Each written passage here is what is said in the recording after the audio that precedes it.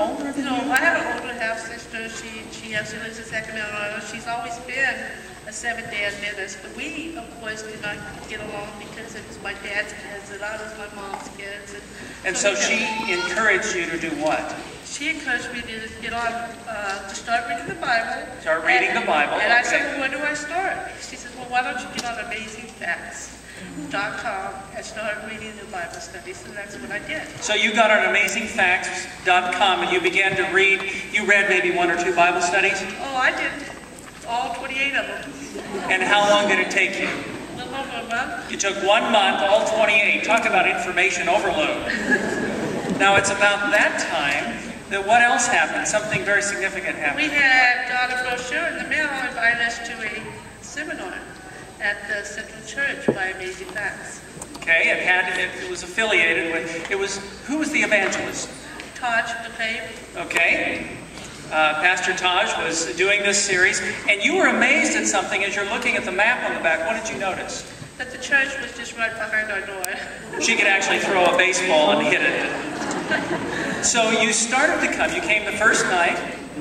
I actually came the first night and brought my husband. Of course, he didn't want to go. I had to pretty much drag him. My husband was actually an alcoholic. He smoked weed every day. And this was not for him. Now weed, you mean that leaf that's on the way to becoming legalized or something like that? Yeah. But we came, and I was determined. I already felt that God was leading me now. And the more information I got, the more we wanted to stay. So by the third night, my husband came, and Taj had told us, if you have a challenge in your life. Now this is towards the end of the third night there. Now initially you're skeptical about Taj. What did you think when you saw him? He's too young to be telling me what to do. Okay, all right. But you stuck it out, and even though you have a resistant husband, on the third night, at the end of the night, Taj is making an appeal. Yes. And he asked, and what's the question again that he asked? If you have any challenges in your life, pray with me. And at that point, your husband prayed a silent prayer. Yes. You didn't even know about this. What did he pray? He told God, God, if you are real, you will take these addictions away from me. And you didn't know anything about this? No, I did not. Okay. And you got home. Now, normally, in the evenings, what happens? Normally, when we got home, Darren would always drink at least a 12-pack or 2 12-packs just to go to sleep. And this And night? he didn't touch not one beer, and I thought that was kind of strange. But so I just kind of kept going to the series, and a week later, he finally told me, he says, you know what? Remember that night Taj told me to pray? Well, I prayed, and I told him to take it. And I don't want that alcohol. I don't want that weed. Wow. Amen. He is never to this day. Praise God for this. I tell you, I really, really appreciate Darren and his commitment in spite of the challenges. Now, notice, you're going through this seminar. At some point, the next step for you is My what? next step was to decide whether or not I wanted to keep on the medicines and the chemotherapy. It was already deteriorating my body. So I really prayed prayerfully that God would give me wisdom of what to do. And what God had told me is just have faith in me and give it to me, and that's what I did. And this was in July, and in October I went back to the doctor because I had been bleeding so much, and I couldn't stop bleeding. So after a couple months I decided I'd better go because there's definitely something wrong. And at that time the doctors informed me that I had vaginal cancer. And that I was not going to live 2 weeks. So they're not hopeful at all. This is not just brain cancer. It's another cancer that's also deadly. You have 2 deadly cancers.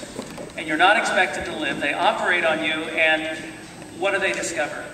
Well, I didn't want the operation, but they told me that if I didn't, I'd left to live 2 weeks. So I prayed about it, and I said, God, okay, I'll take the surgery just to stop the bleeding, but, I need your help. I need your help, God. And so we went through it, and I had the surgery, and they were very, very surprised because before the surgery, they told me that the cancer had spread throughout the body. And so when they opened me up and they took the hysterectomy, there was nothing else there.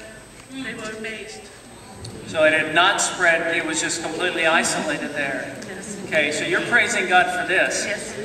And I've really appreciated Deborah's spirit through all of this. Every Wednesday night, where do we find Deborah? Prayer meeting. Okay, all right. And many, many times we were in a circle. It's just simple, just a small group of us, well, sometimes a larger group, and we're just praying for a significant part of that time. And we believe in a miracle-working God. Now, with brain cancer, that was diagnosed back at the end of 2007, right? Yes. And the diagnosis was how long you would live? I wouldn't live longer than 2008. You wouldn't live anything past 2008. Okay? Praise God. All right? Now, at the end of Taj's series, God laid onto you two major convictions. What were they? One is to have faith in God, and one is to spend time in the Bible and prayer. All right? And then he had you take two practical steps. Remember, I don't think you can forget this. In fact, one happened a day beyond the other. They were just a day apart. Oh, I'm sorry. God had told me, because I was struggling, because, I was feeling, well, God's not healing me, but, I'm still here. What's going on? And so me and Darren were not married, and so God was telling me, you need to get married. And so that's just what we did. And the day after, we got baptized.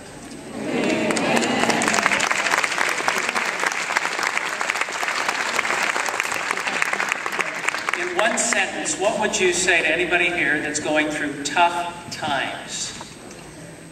Well, I actually have two sins. Well, 1 Corinthians 2:5, that your faith should not stand in the wisdom of man, but in the power of God.